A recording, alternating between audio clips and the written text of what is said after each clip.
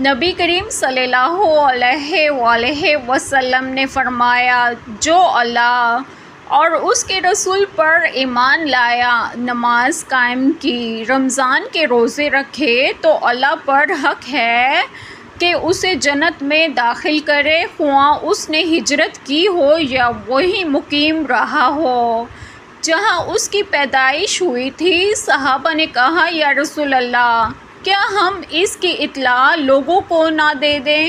آن حضرت صلی اللہ علیہ وآلہ وسلم نے فرمایا کہ جنت میں 100 درجے ہیں جنہیں اللہ تعالیٰ نے اپنے راستے میں جہاد کرنے والوں کے لیے تیار کیا ہے۔ ہر 2 درجوں کے درمیان اتنا فاصلہ ہے جتنا آسمان و زمین کے درمیان ہے۔ پس جب تم اللہ سے سوال کرو تو فردوس کا سوال کرو، کیونکہ وہ درمیانے درجے کی جنت ہے اور بلند ترین، اور اس کے اوپر رحمان کا عرش ہے، اور اسی سے جنت کی نہریں نکلتی ہیں۔